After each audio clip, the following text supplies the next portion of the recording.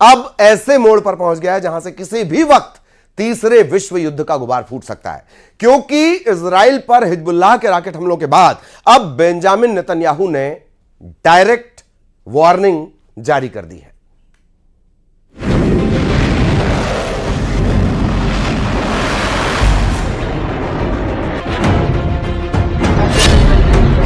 Hezbollah के पलटवार से तिलमिलाया इजराइल।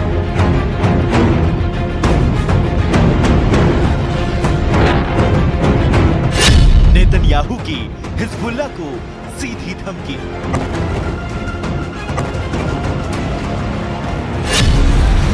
अपनी करतूतों का अंजाम भुगतेगा हिजबुल्लाह।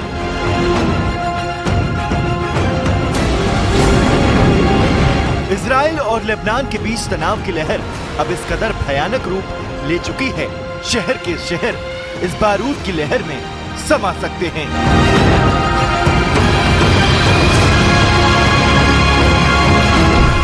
उत्तरी इजराइल पर हिजबुल्लाह के 100 से ज्यादा रॉकेट हमलों के बाद हालात भयंकर रूप ले चुके हैं।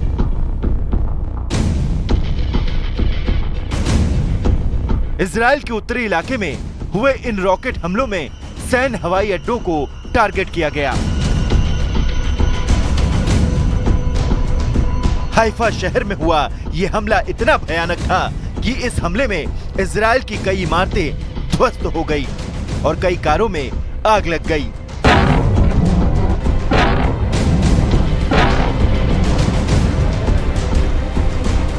समाचार एजेंसी सिन्हुआ के मुताबिक उत्तरी इजराइल में रमत डेविड एयरबेस को सतह से सतह पर मार करने वाली मिसाइलों से निशाना बनाया गया।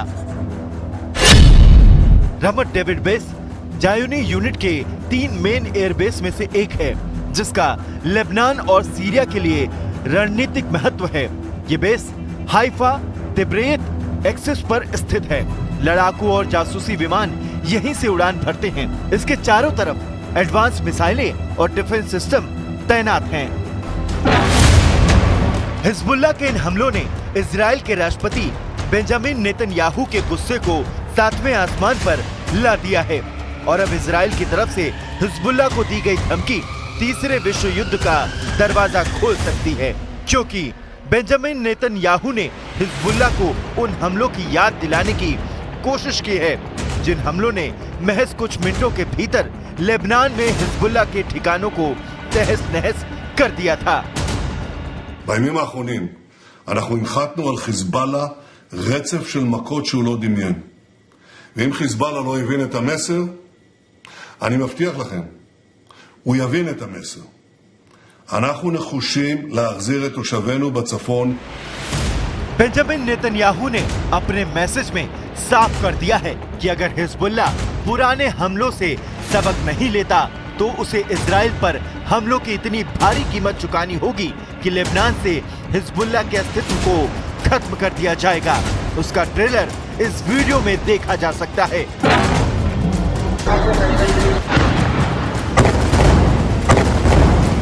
हिजबुल्लाह के हमलों के जवाब में इजराइल की वायुसेना ने गाजा स्ट्रिप पर धुआंधार बमबारी कर दी।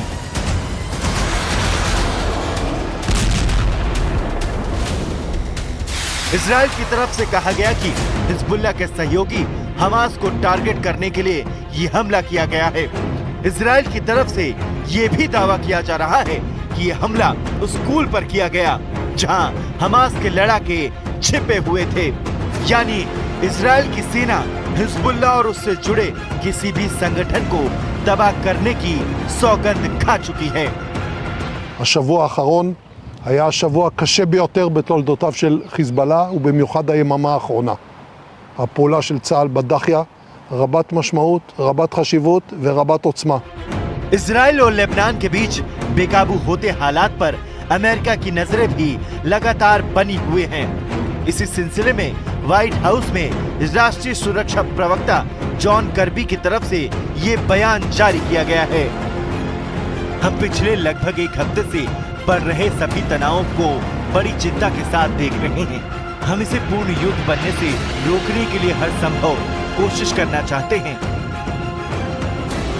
इस वक्त दुनिया के देशों की चिंता का केंद्र मिडिल ईस्ट के हालात हैं, क्योंकि यहाँ से उठा युद्ध का बवंडर किसी भी वक्त किसी देश को अपने जद में ले सकता है।